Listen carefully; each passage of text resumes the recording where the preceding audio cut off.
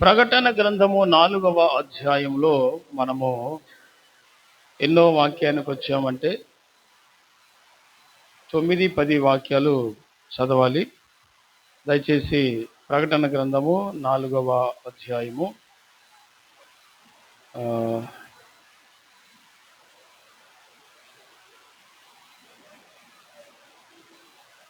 4 చదవండి ఫస్ట్, ఆ తర్వాత 10 చదవండి. సింహాసనము చుట్టూ 24 సింహాసనములు ఉండెను.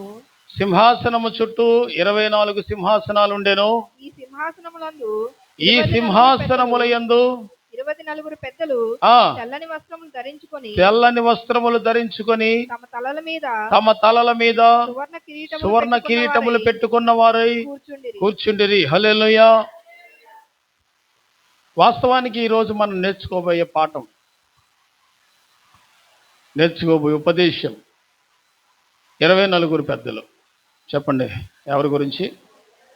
చెప్పండి ఎవరి గురించి? ఎస్, దేవుని సింహాసనానికి ముందు అర్ధచంద్రాకారములో 24 సింహాసనాలు ఉన్నాయి. సపోజ్ ఇది సింహాసనం అంటే దేవుని సింహాసనము.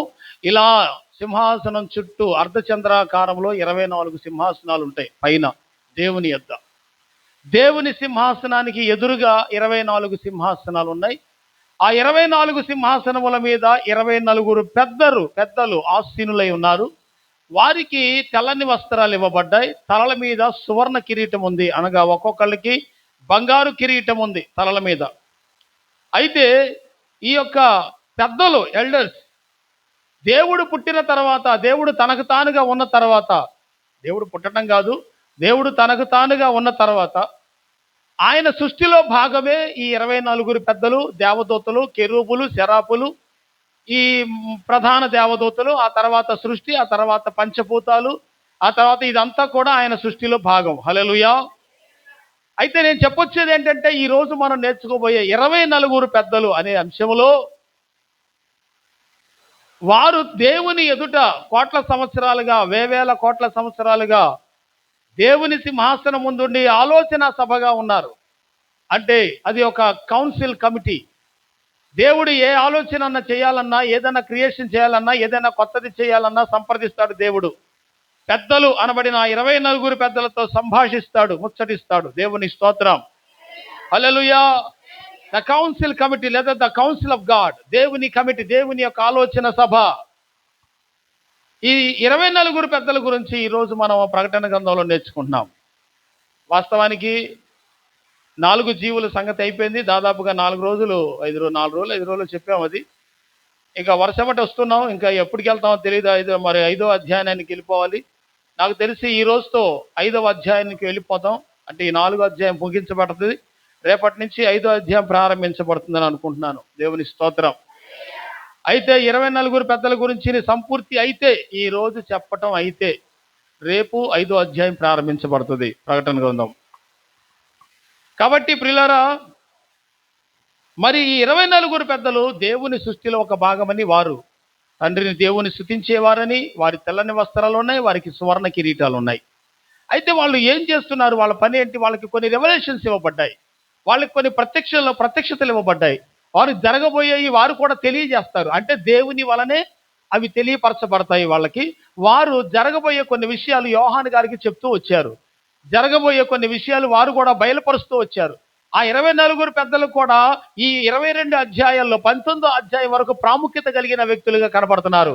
ఎక్కడి నుంచి అనంటే ప్రియులారా, 4వ అధ్యాయం నుంచి 19వ అధ్యాయం దాకా ఈ 24 పెద్దల గురించిన సంభాషణ, వారు చెబుతున్న విషయాలు అందులో రాయబడ్డాయి. నేను ప్రకటించే మాట 24 పెద్దలకు ఉన్నటువంటి ఇంపార్టెన్స్, వాళ్ళు బయలుపరుస్తున్నట్టు కొన్ని ప్రాముఖ్యమైన విషయాల గురించి ఈరోజు మనం చర్చించబోతున్నాం. హల్లెలూయా. గట్టిగా స్తోత్రం చెబుదామా? ప్రకటన గ్రంథం 4వ అధ్యాయం 10-11 చదువుదాం. ఆ 24 పెద్దల యొక్క కార్యములు ఏంటి, వాళ్ళు ఏం ప్రకటిస్తున్నారు, అసలు వాళ్ళు ఏం చేస్తున్నారు? 10-11 లెట్స్ గోయింగ్ టు రీడ్. ఆ 24 పెద్దలు సింహాసనాసీనుడై ఉన్న ఆ ప్రభు ఎదుట తండ్రి ఎదుట సాగిలపడి యుగములు జీవించుచున్న వానికి నమస్కారము చేయుచు ప్రభువా మా దేవా నీవు సమస్తమును సృష్టించితివి. యుగ యుగములు జీవించుచున్న దేవునికి వీళ్ళు ఏం చేస్తున్నారంట? నమస్కారం చేసి, ప్రభువా మా దేవా నీవు సమస్తాన్ని సృష్టించితివి, నీ చిత్తమును బట్టి అవి ఉండెను, దానిని బట్టి సృష్టించబడెను గనుక నీవే మహిమ ఘనత ప్రభావములు పొందనర్హుడు అని చెప్పుచు తమ కిరీటములను ఆ సింహాసనం ఎదుట వేసిరి. హల్లెలూయా. నా వైపు చూస్తూ శ్రద్ధగా ఆలకించండి. ఈ 24 పెద్దలు ఎవరైతే ఉన్నారో వారు ఏమంటున్నారు ఇక్కడనంటే, సింహాసనాసీనుడై ఉన్న దేవుని ఎదుట వీరు సాగిలపడి చెప్తున్న మాట. వారు సాగిలపడి చెప్తున్న మాట. సాగిల పట్టం అంటే ఏంటి? బోర్లగా పడి తండ్రిని గణపరచటం. ఇదే విషయాన్ని మనం గమనిస్తే అబ్రహాము గారి ఇంటికి మరి తండ్రి కుమార పరిశుద్ధాత్మలు వచ్చారు. వారి శరీరాన్ని ధరించి వచ్చిన మొట్టమొదటి ఫస్ట్ అండ్ లాస్ట్ విషయం అదే బైబిల్ గ్రంథములో. ఎంటైర్ బైబిల్ గ్రంథములో శరీరాన్ని ధరించి వచ్చిన విషయం ప్రాముఖ్యంగా అదే ఫస్ట్, అదే లాస్ట్. అబ్రహాము దగ్గరకు వచ్చారు. ఎవరెవరు? తండ్రి అయిన దేవుడు, కుమారుడైన దేవుడు, పరిశుద్ధాత్మ దేవుడు శరీరాన్ని ధరించి వచ్చారు. హల్లెలూయా. పరలోకం ఖాళీ అయిపోయింది. దేవునికి స్తోత్రం. అబ్రహాం ఇంటికి వచ్చినప్పుడు పరలోకం ఖాళీ అయిపోయింది. హల్లెలూయా. మరి వాళ్ళు ముగ్గురు ఇక్కడ ఉంటే స్తోత్రం కూడా ఆగిపోద్ది అక్కడ. మరి వాళ్ళు లేరు కదా అక్కడ. ఎవరి కోసం వచ్చారు? అబ్రహాము అబ్రహాము గారి కోసం వచ్చాడు. హల్లెలూయా. దూరము నుండి ఆయన చూసి పరుగు పరుగున ఈయన వెళ్ళి వారి ఎదుట సాగిల పడినట్లుగా మనం చూస్తున్నాం. ఇక్కడ ఈ వాక్యం మనకేం తెలియజేస్తోంది ప్రియులారా? ఈ వాక్యం మనకేం నేర్పుతోంది అని అంటే, దేవుని ఎదుట అందరము ఒబీడియన్స్ కలిగి ఉండాలి, దేవుని ఎదుట మనందరము కూడా విధేయత కలిగి ఉండాలి అనే ఒక విషయాన్ని మనకి బోధిస్తోంది. హల్లెలూయా. The scripture was teachers, the scripture was the teachers, obedience in front of God. హల్లెలూయా. అంటే దేవుని ఎదుట మనం అందరము విధేయత కలిగిన వారమై ఉండునట్లుగా, విధేయతను నేర్చుకుని దాన్ని అనుసరించే వారమై ఉన్నట్లుగా మనం అలా చెయ్యాలని పెద్దలు చేశారు, అబ్రహాము చేశారు. భయభక్తులు కలిగి ఉన్న వాళ్ళందరూ ఆయనకు సాగిలపడ్డారు. కనుక లోకంలో ఉన్న ప్రజలందరూ ఆయనకు సాగిలపడాలి. ఎందుకంటే హీఈస్ గాడ్. హల్లెలూయా. దేవునికి సాగిలపడాలి, దేవునికి విధేయులై ఉండాలి. హల్లెలూయా. ఇక్కడ ఆ పెద్దలకు ఉన్నటువంటి కిరీటాలు కూడా యేసుప్రభు పాదాల దగ్గర వేశారు. అంటే వాళ్ళకున్న ఘనత, దేవుడే ఇచ్చిన ఘనత అయినా ఆ ఘనత, వారికున్న పేరు, వారికున్న ప్రఖ్యాత, నీకున్నది ఏదైనా కానీ అది ఆయన పాదాల దగ్గర పెట్టే వ్యక్తివై ఉండాలి నీవు. ఆమేన్. చెప్పాలి. ఎక్కడ ఆమేన్ అనాలో తెలియదు, ఎక్కడ సౌండ్ పెంచాలో తెలియదు. చెప్పండి. ఇంకా ఆ బ్యాచ్ చెప్పు, గట్టిగా స్తోత్రం చెప్పు. హల్లెలూయా. ప్రియులారా, నీ పేరు, నీ ప్రఖ్యాతి, నీకుచ్చిన ఆస్తిపాస్తులు, నీకున్న అందం సమస్తం యేసు పాదాల దగ్గర ఉండాలి. అంత తగ్గింపు ఉండాలి. హల్లెలూయా. అంత ఒబీడియన్స్ ఉండాలి. హల్లెలూయా. Why? He is because of his God. హల్లెలూయా. ఆయన దేవుడై ఉన్నాడు. దేవుని ఎదుట నువ్వు తగ్గించుకోవాలి. You must be obey in front of God. దేవుని ఎదుట నువ్వు తగ్గించుకోకపోతే నీకు తగ్గింపు రాదు. ఇక్కడ పెద్దలు ఎప్పుడో కోట్ల సంవత్సరాలుగా ఉన్న వాళ్ళు ఏం చేశారంట? తమ కిరీటాలు తీసి, తమకున్న ఘనత తీసి ఆయన పాదాల దగ్గర వేశారు. హల్లెలూయా. అబ్రహాం ఏం చేశాడు? ఎండి బంగారములు కలిగిన వాడు, అప్పటికే ధనార్జన కలిగిన వాడు, పేరు ప్రఖ్యాతులు కలిగిన వాడు. ఇతను కూడా ఏం చేశాడు? ప్రభు తండ్రి ఆయనకే సాగిలపడ్డాడు. సాగిలపడే అనుభవం కావాలి, తగ్గించుకునేటువంటి అనుభవాలు కావాలి. ఆమేనని చెబుదాం. అందరం స్వరమైతే స్తోత్రాలు చెల్లిద్దాం. ఓకే, వాళ్ళు ఏమంటున్నారంట అక్కడ? ప్రభువా మా దేవా నీవు సమస్తాన్ని, పెద్దలు అంటున్నారు ఈ మాట, సమస్తాన్ని సృష్టించావయ్యా నీవు, సమస్తాన్ని నీ చిత్తం బట్టి అన్నీ ఉన్నాయి అని అన్నాడు. యోహాను సువార్త 1వ అధ్యాయం 1వ వాక్యంలో ఏముంటది? కలిగి ఉన్నదేది ఆయన లేకుండా కలగలి సమస్తము నీవే సృష్టించితివి. ఆమేన్. మొత్తం ఆయనే సృష్టించాడు, ప్రభువే కలుగు చేశాడు అన్ని. కాబట్టి ఎన్ని కలుగు చేసింది నీవే కనుక నీకే ఘనత, మహిమ, ప్రభావాలు తెలుస్తున్నామని ఈ పెద్దలు సాగిలపడి తమ కిరీటాలు ఆయన పాదాల దగ్గర వేసి ఆరాధిస్తున్నారు. ఆమేనని చెబుదామా? ఇక్కడ కిరీటం అనేది ఘనతకి సాదృశ్యంగా ఉంది. ఆ ఘనత కూడా యేసు ప్రభు పాదాల దగ్గర పడిపోయింది. ఆమేన్. ఘనత కూడా ఎక్కడ పడిపోయింది? యేసు ప్రభు పాదాల దగ్గర. ఇప్పుడు నీవైనా ఆయన, నేనైనా, మన అందరము కూడా యేసు ప్రభు వారి బిడ్డలమే అయినా మనం విధేయత కలిగి ఉండాలి. మనకున్న ఘనతలన్నీ కూడా ప్రభు పాదాల దగ్గర ఉండాలి. దేవుని స్తోత్రం చెప్పండి. హల్లెలూయా. The book of revolution chapter 5 verse 3, 4, 5. ప్రకటన గ్రంథము 5వ అధ్యాయము 3, 4, 5 వాక్యాలు చదువుదాం. అయితే గాని ఆ, భూమి మీద గాని భూమి క్రింద గాని ఆ గ్రంథం విప్పుటకైనను చూచుటకైనను ఎవనికి శక్తి లేకపోయాను. చాలు, దేవుని స్తోత్రం చెప్పండి. ఇప్పుడు మరి ఒక సంఘటన పెద్దల గురించి, 24 పెద్దల గురించి. వాళ్ళు సాగిలపడ్డారు, ఆరాధించారు, తమ ఘనత, తమకి వేరు, తమ కిరీటాలన్నీ యేసుప్రభు పాదాల దగ్గర వేశారు. సాగిలపడే అనుభవాన్ని మనం చూసాం. ఎవరిలో? పెద్దల్లో. దేవుని స్తోత్రం చెప్పండి. అంతేకాకుండా వాళ్ళు మా ప్రభువా, మా దేవా, సమస్తాన్ని సృష్టించింది నీవే అని దేవుని, ఆయన సృష్టికర్త అని చెప్పి ఆరాధించారు. హల్లెలూయా. అర్థమైందండి? ఈ రెండు విషయాలు పెద్దలు చేశారు. అర్థమైందా? పెద్దలు అనబడిన ఎల్డర్స్ ఎవరైతే ఉన్నారో వీళ్ళు ఈ విధంగా తండ్రిని ఆరాధించారు. ఫస్ట్ విషయం అది. హల్లెలూయా. ఇకపోతే రెండోది ఏంటంటే ప్రియులారా, వారు జీవ గ్రంథానికి ఉన్నటువంటి 7 ముద్రలు విప్పేవారు. పరలోకములో ఎవడు కనపడినందున యోహాను ఏడ్చుచుండగానే మాట ఆ సందర్భం అది. అయితే ఇక్కడ మనం చూస్తే 3వ వాక్యంలో ఏముంది అని అంటే, పరలోకమందు కానీ భూమి మీద కానీ భూమి కింద కానీ ఆ గ్రంథమును విప్పుడుకైనా చూచుడికైనా ఎవరికి శక్తి లేకపోయిననుంది. నా వైపు చూడండి అందరూ. పరలోకములో ఉన్నటువంటి జీవ గ్రంథం ఒకటి ఉంది. ఆ గ్రంథానికి 7 ముద్రలు వేసి ఉన్నాయి. దాన్ని విప్పుడుకైనా చూచుడికైనా ఎవ్వనికి శక్తి లేకపోయేను అనే విషయం అక్కడ యోహాను గారికి పరలోకములో తెలిసింది. హల్లెలూయా. ఇప్పుడు నేను చెప్పే మాట ఏంటంటే, నా వైపు చూడండి అందరూ. సపోజ్ ఇది జీవ గ్రంథం అనుకోండి. ప్రస్తుతానికి ఈ జీవ గ్రంథము తెరవబడి ఉంది. చెప్పండి అండి. ఈ జీవ గ్రంథము తెరవబడి ఉంది. దేవుడు రక్షణ పొందిన వాళ్ళందరి పేర్లు రాస్తున్నాడు, వాళ్ళ క్రియలు రాస్తున్నాడు. Everything it is return in the book of life. జీవ గ్రంథములో ప్రతి ఒక్కటి రాయబడుతున్నాయి. ఆమేన్. చెప్పండి. జీవ గ్రంథములో ప్రతి ఒక్కటి రాయబడుతున్నాయి. ఇప్పుడు కూడా రాయబడుతున్నాయి, రేపు భవిష్యత్తులో కూడా రాయబడతాయి. ప్రభు రాకడ వచ్చేంత వరకు ఇందులో రాస్తూనే ఉంటాడు దేవుడు.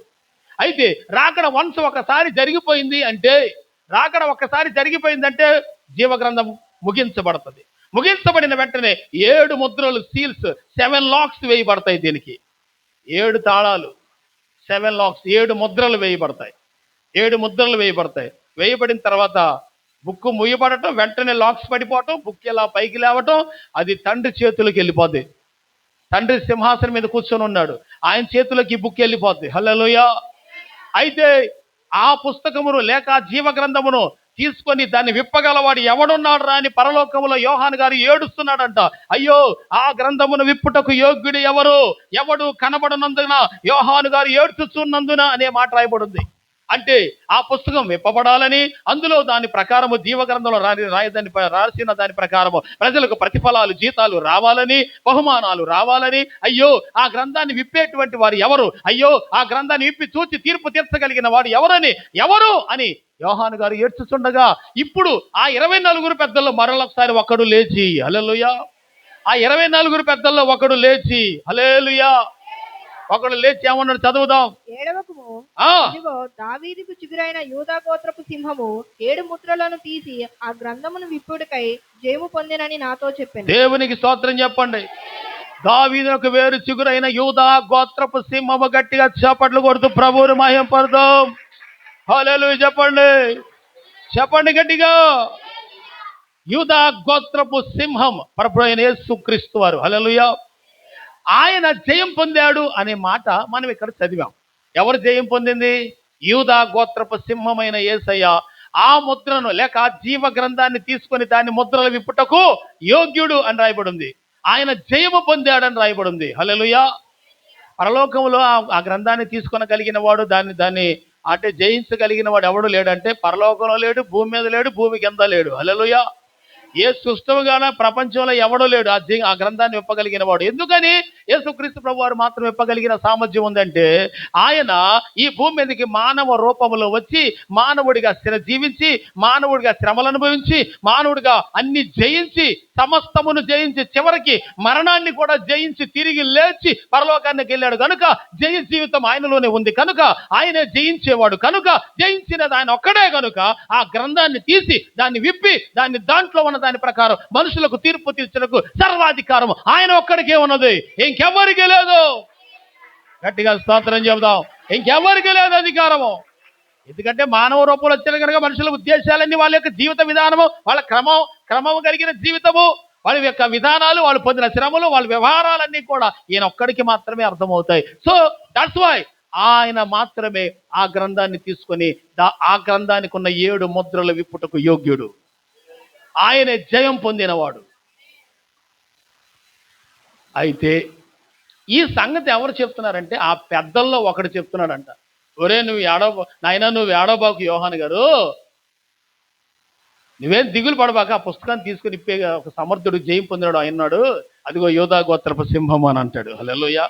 అంటే పెద్దలకి ఏం రివీల్ చేయబడ్డాయి పైన? కొన్ని ఆధ్యాత్మికమైన మరుగైన సంగతులు, భవిష్యత్తు సంగతులు కూడా బయలుపరచబడ్డాయి. వాళ్ళు మాట్లాడుతున్నారు పరలోకములో ఈ విషయాలు. పెద్దలంటే ఊరికినే కూర్చొని ఏదో సోది ముచ్చట పెట్టే వ్యవహారం కాదు కదా ఈ లోకంలో లాగా. హల్లెలూయా. అందరూ చెప్పండి ఆలోచన సభ అనండి. ఒక్కసారి ఊరికే జస్ట్ కౌన్సిల్ గురించి మాట్లాడు, the God's council, the council of God.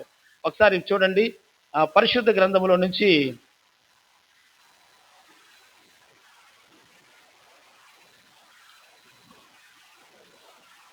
ఈ వాక్యం చెప్పే ముందు ఒక మాట, ఆలోచన సభ అందరు చెప్పండి. ద కౌన్సిల్ ఆఫ్ గాడ్, ఆలోచన సభ, దేవుని ఆలోచన సభ. అంటే ఇది దేవదూతలందరూ, కోట్ల మంది దేవదూతలందరూ ఒక చోట చేరినప్పుడు అదొక ఆలోచన సభగా ఉంది. Okay, you must B read the first Kings chapter 22:19. మొదటి రాజుల గ్రంథం 22:19. ఇక్కడ ఆల్మోస్ట్ నేను పొన్నవరం సంఘానికి కానీ లింగాలపూడి సంఘానికి కానీ ఇవి చెప్పడానికి టైం సరిపోలేదు నాకు. ఒకవేళ ఇక్కడ కూడా సరిపోదేమో అనే ఉద్దేశంతో, భయంతో చెప్పేస్తున్నాను.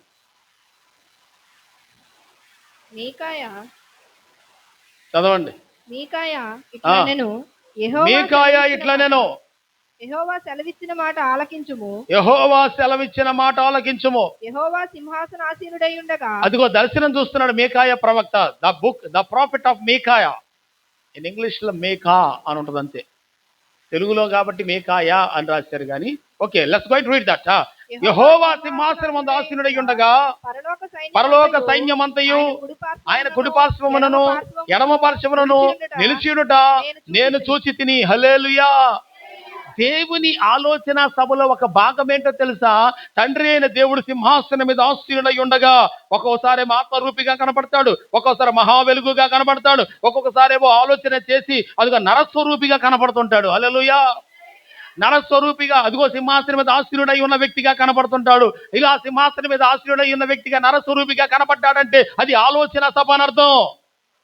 హల్లెలూయా. అదృశ్య దేవునిగా ఉన్నాడంటే ఉరుములు మెరుపులు ధ్వనులు వస్తున్నాయంటే అది అదృశ్య ఆత్మదేవుని స్వరూపిని అర్థం.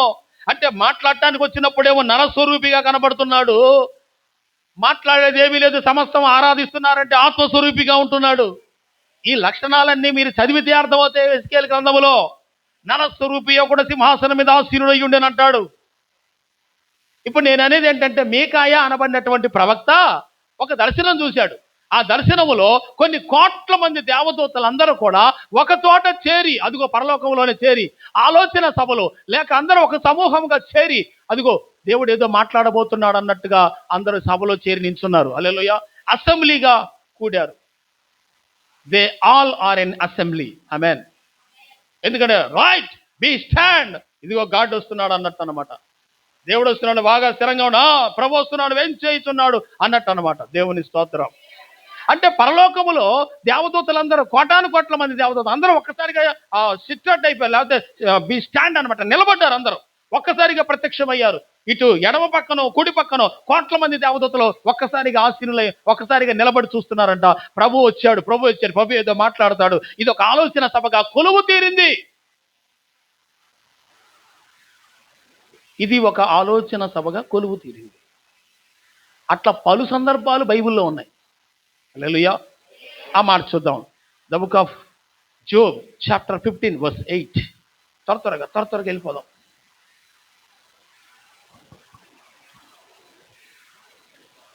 యోబు గ్రంథం 15:8.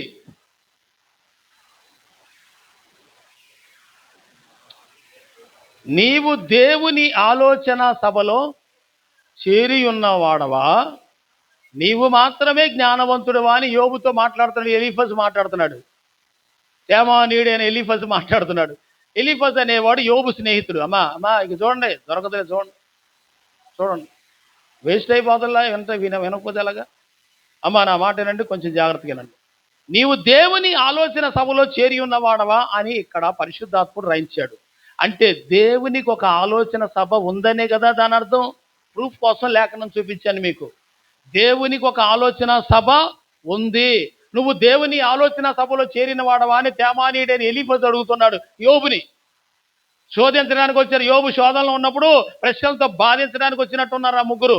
పోనీ ఆ ముగ్గురులోంచి దేవుడే పరిశుద్ధాత్మ ద్వారా ఒక మాట పలికిచ్చాడు. దేవుని ఆలోచన సభలో నువ్వేమైనా చేరి ఉన్నవాడవా అని యోబుని అడిగారు. ఆ తర్వాత ఏమన్నాడు, నీవు మాత్రమే జ్ఞానవంతుడవా అని అడిగాడు యోబు స్నేహితుడు. యోబుని అడిగాడు అని మరొక వాక్యాన్ని చూపిద్దాం. Proof the book of songs 89:5. కీర్తన 89:5. దేవుని ఆలోచన సభ. అందరు చెప్పండి ఆ మాట. వాళ్ళే పెద్దలు చెప్పండి. ఎవరండి? 24 పెద్దలు. ఆమేన్. యెహోవా ఆకాశ వైశాల్యమును నీ ఆశ్చర్య కార్యములను స్తుతించుచున్నది. పరిశుద్ధ దూతల అదుగో పరిశుద్ధ దూతల సమాజములో నీ విశ్వాస్యతను బట్టి నీకు కృతజ్ఞతాస్తుతులు కలుగుతున్నవి. ఆమేన్. హల్లెలూయా. ఇక్కడ ఎవరు? పరిశుద్ధ దూతల సమాజం. అందరు చెప్పండి. అంటే ఏంటి?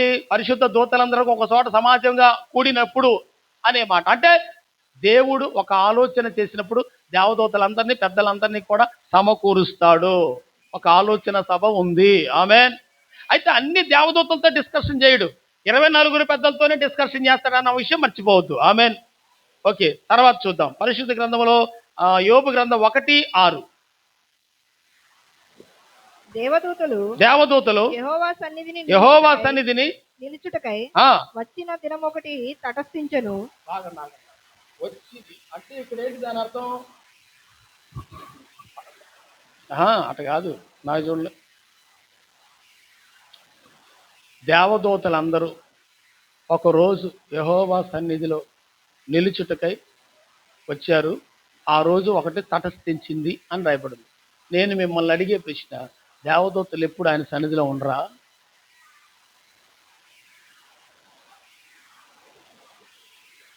దేవదూతలు ఆయన సన్నిధిలో ఉండరా? మరి ప్రత్యేకంగా దేవదూతల మధ్యలోకి యేసు ప్రభు వచ్చాడా? లేకపోతే దీన్ని ఎలా అర్థం చేసుకోవాలి మరి మనం? అమ్మా నువ్వు మళ్ళీ చదువు, వాళ్ళకి అర్థమవుతుంది క్లియర్గా. కొంచెం గట్టిగా. దేవదూతలు యెహోవా సన్నిధిని నిలుచుటకై వచ్చిన దినం ఒకటి తటస్థించును. అంటే దేవదూతలు వచ్చి నిలిచిన ఒక సందర్భం. అంటే దేవదూతలు వచ్చి నిలిచిన సందర్భం అంటే దేవదూతలు తండ్రి ఒక చోట ఉండరా? మరి అదే ఆలోచన సభ అంటేను. ఇప్పుడు మీరు కూడా ఆలోచించండి, కొంచెం థింక్ చేయండి. దేవదూతలందరూ దేవుని యొద్దకు వచ్చి నిలిచిన ఒక సందర్భం వచ్చింది అని వాక్యంలో ఉంది. అంటే నిజంగానే దేవదూతలందరూ ఒక చోట తండ్రి దగ్గర ఉండేవాళ్ళు కాదు. తండ్రి ఒక్కడే సమీపించరాని తేజస్సులో ఉండేవాడు. మాట్లాడాలంటే మాత్రము అందరినీ రమ్మంటాడు. హల్లెలూయా. అది ఒక ఆలోచన సభగా ఉంటది. దూతలందరూ ఒక చోట చేరారంటే అది ఆలోచన సభ. అయితే డిస్కషన్ మాత్రం పెద్దలతోనే చేస్తాడు.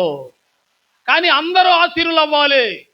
మాట్లాడేది మాత్రం పెద్దలే మాట్లాడాలి. ఆలోచన మాత్రం పెద్దలతోనే పంచుకుంటాడు. మరి ప్రెజెన్స్ మాత్రం అందరూ ఉండాలి. This is the secret of heaven. హల్లెలూయా.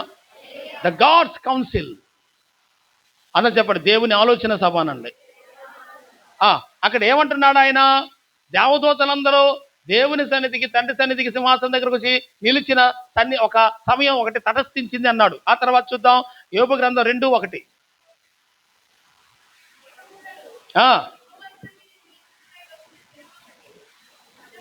మళ్ళీ రెండోసారి వచ్చిందంట ఇంకొకటి.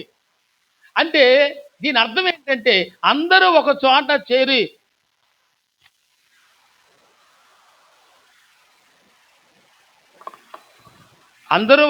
చేరి ఆలోచన చేస్తున్నారనే కదా అర్థం.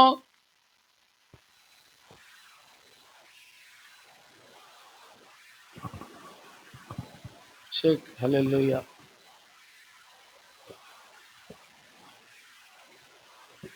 హల్లెలూయా. దేవుని స్తోత్రం. ఆలోచన సభ 2వ అధ్యాయంలో కూడా మనం చూసి 2వ అధ్యాయం 1వ వాక్యంలో కూడా దేవదూతలందరూ ఆయన సన్నిధిని నిలిచిన ఒక సందర్భాన్ని మనం చూసాం. అంటే పరలోకములో దేవుడు కొలువు తీరి అందరితో ముచ్చటిండే సమయం ఒకటి ఉంటుంది అని మనకు ఈ వాక్యాల ద్వారా అర్థమైంది. హల్లెలూయా చెప్పండి అందరూ. గట్టిగా స్తోత్రం చెప్పండి. మీకాయా కూడా ఆ మాట మన దగ్గర ప్రస్తావించాడు, లేఖనంలో ప్రస్తావించాడు. హల్లెలూయా. ఇర్మియా గ్రంథము 23:18. The book of Jeremiah chapter 23:18. మీ అందరికీ ఒక రఫ్గా నోట్స్లో రాసుకుంటారని చెప్తున్నాను. నేను వచ్చే సంవత్సరం కదా వచనాలు. యెహోవా మాట విని గ్రహించినట్లు ఆయన సభలో నిలిచేవాడెవడు? హల్లెలూయా.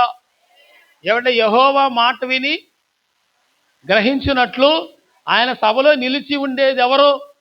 ఎవడాడు నిలిచేవాడు చెప్పండి అన్నట్టు మాట్లాడుతున్నాడు ఇక్కడ. అంటే ఆయన ఆలోచన సభలో నిలిచి ఉండటం కూడా గొప్ప విషయమే. హల్లెలూయా, హల్లెలూయా, హల్లెలూయా. దానియేలు గ్రంథం 4:17. The book of Daniel chapter 4:17. నెబుకద్నెజరుకు వచ్చేటువంటి పతనాన్ని గురించి దేవదూతలు ముచ్చటించారు. ఈ ఆజ్ఞ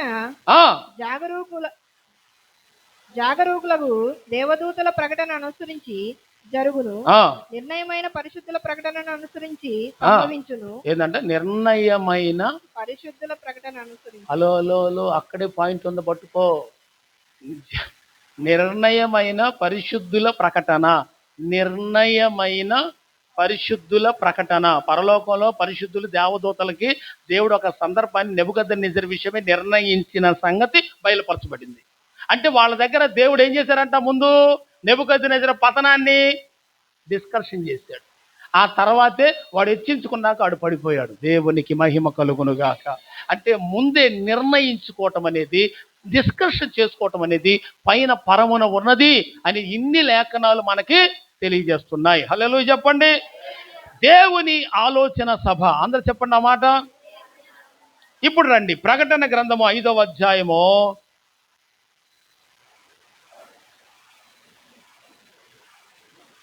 5వ వాక్యం నుంచి.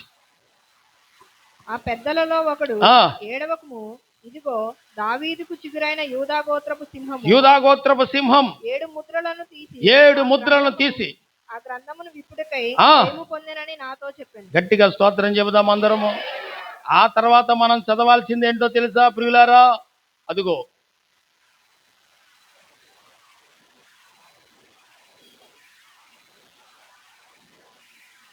ఎనిమిది నుంచి. ఆయన దానిని తీసుకొనినప్పుడు, ఆయన దానిని ఏది? జీవ గ్రంథాన్ని తండ్రి చేతిలోంచి తీసుకున్నప్పుడు ఆ 4 జీవులు వీణలను ధూపద్రవ్యములతో నిండిన సువర్ణ పాత్రలను పట్టుకొని ఉన్న ఆ 24 పెద్దలను ఆ గొర్రెపిల్ల ఎదుట సాగిలపడిరి. ఈ పాత్రలు పరిశుద్ధుల ప్రార్థనలు. హల్లెలూయా. నా వైపు చూస్తూ శ్రద్ధగా ఆలకించండి. 24 పెద్దల యొక్క ప్రత్యక్షతల గురించి మాట్లాడుతున్నాడు దేవుడు. ఈ 24 పెద్దలు ఏం మాట్లాడుతున్నారు అంటే, యేసుక్రీస్తు ప్రభువారు తండ్రి చేతిలో ఉన్న జీవ గ్రంథాన్ని తీసుకొని ఇలా ఎప్పుడైతే తీసుకొని ఇలా వచ్చాడో అక్కడ 3 విషయాలు జరిగాయి.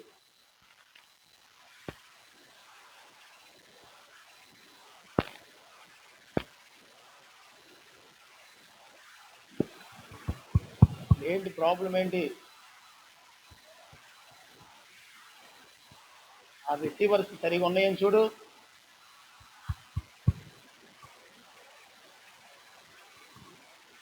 చెక్. 8వ వాక్యంలో ఆయన దాన్ని తీసుకొనినప్పుడు, అంటే తండ్రి చేతిలో ఉన్న జీవ గ్రంథాన్ని యేసయ్య తీసుకున్నప్పుడు 3 విషయాలు అక్కడ జరిగాయి. ఒకటి,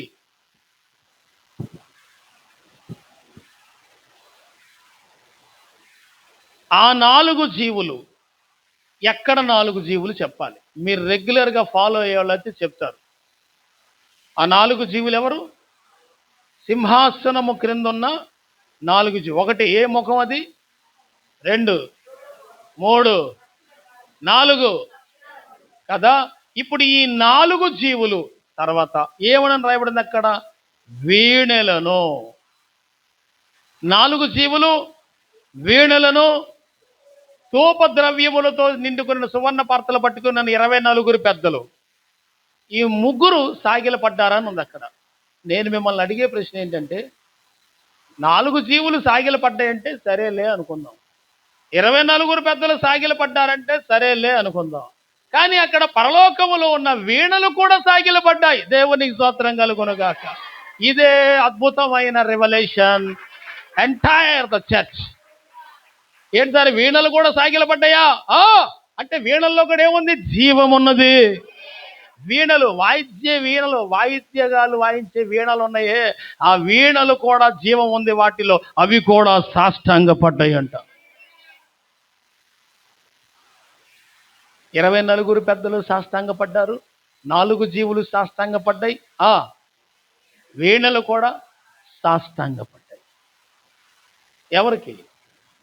యేసయ్యకి. ఎందుకు? తండ్రి చేతిలో ఉన్న జీవగ్రంథాన్ని చేతులు ఆయన తీసుకున్నాడు గనుక ఈ క్రియ అక్కడ జరిగింది. దేవుని స్తోత్రం చెప్పండి. హల్లెలూయా చెబుదామా? ఆ తర్వాత ప్రియులారా, పరిశుద్ధుల చేతిలో లేక 24 పెద్దల చేతిలో ఉన్న పరిశుద్ధుల ప్రార్థనలు, వాళ్ళ దగ్గర సువర్ణ పాత్రలు ఉన్నాయి.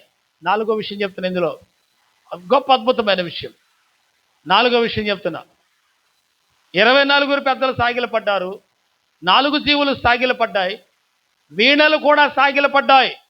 అలాగే 24 పెద్దల చేతిలో ఉన్న సువర్ణ పాత్రల్లో పరిశుద్ధుల ప్రార్థనలు ఉన్నాయి.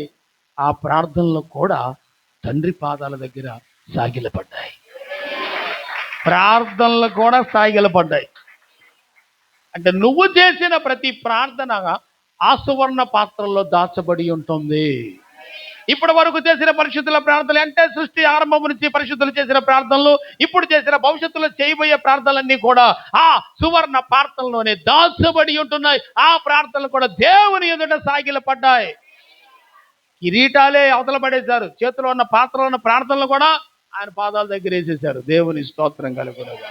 అంటే ప్రార్థనలు కూడా ఆయనకు సాగిలపడ్డాయి. ఇప్పుడు చెప్పండి, ఏమేమి సాగిలపడ్డాయి? 4 జీవుల, వీణల, 24 పెద్దలు, పరిశుద్ధుల ప్రార్థన, జీవ గ్రంథాన్ని ఇలా చేతిలోకి తీసుకున్న యేసయ్య. అలా తీసుకున్న వెంటనే జరిగిన ప్రక్రియ ఇది పరలోకంలో. గట్టిగా స్తోత్రం చెబుదాం. హల్లెలూయా. సో ఇక్కడ తర్వాత మరి ఒక మాట చూద్దాం. ఈ పాత్రలు పరిశుద్ధుల ప్రార్థనలు అన్నాడు. తర్వాత 9 నుంచి ఆ పెద్దలు, నీవు ఆ గ్రంథమును తీసుకొని దాని ముద్రలను విప్పుటకు యోగ్యుడవు, నీవు వధింపబడిన వాడవై నీ రక్తం ఇచ్చి ప్రతి వంశములోను ఆయా భాషలు మాట్లాడు వారిలోను ప్రతి ప్రజలోను ప్రతి జనములోను దేవుని కొరకు మనుషులను కొని మా దేవునికి వారిని ఒక రాజ్యముగాను యాజకులుగాను చేసితివి. హల్లెలూయా. కనుక వారు భూలోకమందు ఏలుదురని కొత్త పాట పాడుదురు. ఆమేన్. నా వేచు యేసుక్రీస్తు ప్రభు వారిని గురించి కీర్తిస్తున్నారు ఆ 24 పెద్దలు. వింటున్నారా?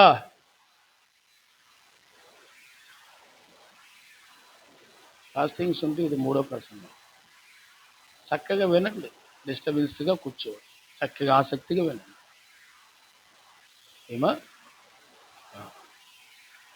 మీరు గమనించాల్సిన విషయం ఏంటంటే, ఆ 24 పెద్దలు 9వ వాక్యంలో ఏం చేశారు? తండ్రిని స్తుతిస్తున్నారు. అంటే కుమారుడైన ప్రభు అయిన యేసు వారిని స్తుతిస్తున్నారు. ఏమని స్తుతిస్తున్నారు అంటే, ఇదిగో నీవు ఆ గ్రంథం తీసుకున్న ముద్రలు ఇప్పుటకు యోగ్యుడవు, నీ వధించబడిన వాడవై నీ రక్తం ఇచ్చి ప్రతి వంశంలోను ఆయా భాషలు మాట్లాడే వారిలోను ప్రతి ప్రజలోను ప్రతి జనములోను దేవుని కొరకు మనుషులు కొని మా దేవునికి వారిని ఒక రాజ్యముగా యాజకులుగా చేసితివి. హల్లెలూయా. అంటే ఈ లోకంలో ఉన్న కోట్ల కొలది మనుషులు ఎన్ని భాషలు మాట్లాడుతున్నారు, ఎన్ని వేల భాషలు మాట్లాడుతున్నారు, ఎన్ని దేశాల వాళ్ళు ఉన్నారో అన్ని దేశాలలో నుంచి అన్ని భాషలు మాట్లాడే వాళ్ళ నుంచి కొన్ని కోట్ల మంది ప్రజలను దేవుడు అనగా యేసుప్రభు వారు తండ్రి కొరకు ఒక రాజ్యముగా చేశాడు. తన పరిశుద్ధ రక్తము చేత మనలందరినీ కొని ఒక రాజ్యముగా చేసి తండ్రి ఎదుటికి తీసుకెళ్ళబోతున్నాడు. ఆ రాజ్యములో నీవు కూడా ఉన్నావు, ఆ రాజ్యములో మన అందరం ఉన్నాము. హల్లెలూయా. అంటే తండ్రికి మనలందరినీ ఒక రాజ్యముగా చేసి కుమారుడు అప్పగిస్తున్నాడు తండ్రికి.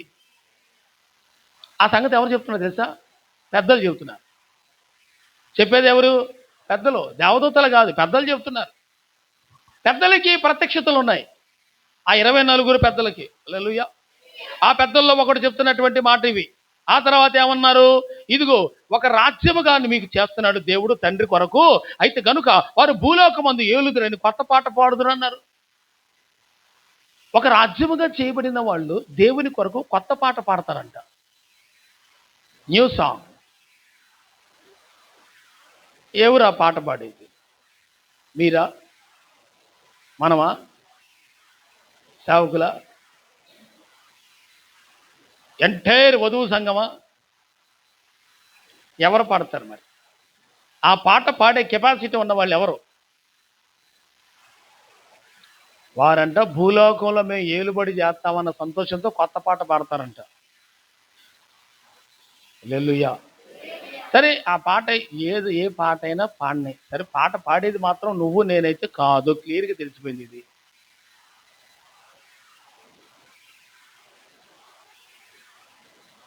మరి ఎవరు పాడేది?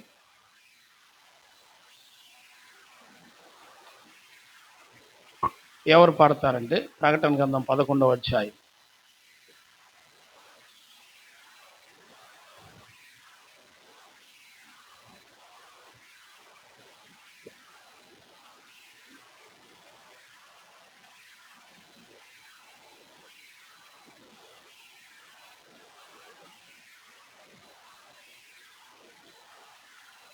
ఒక్క నిమిషం.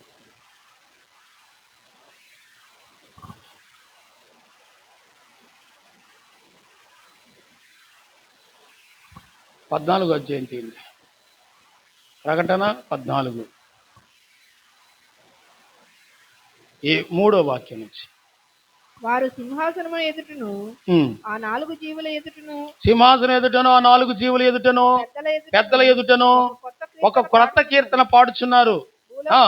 భూలోకము నుండి కొనబడిన ఆ 144,000 మంది తప్ప, అంటే 1,44,000 మంది తప్ప మరి ఎవరును ఆ కీర్తన నేర్చుకొన జాలరు. హల్లెలూయా. ఆ తర్వాత 4, వీరు స్త్రీ సాంగత్యమును అపవిత్రులు కానివారు, స్త్రీ సాంగత్యమును ఎరుగని వారునయుండి గొర్రెపిల్ల ఎక్కడికి పోవును అక్కడికెల్లా ఆయనను వెంబడింతురు.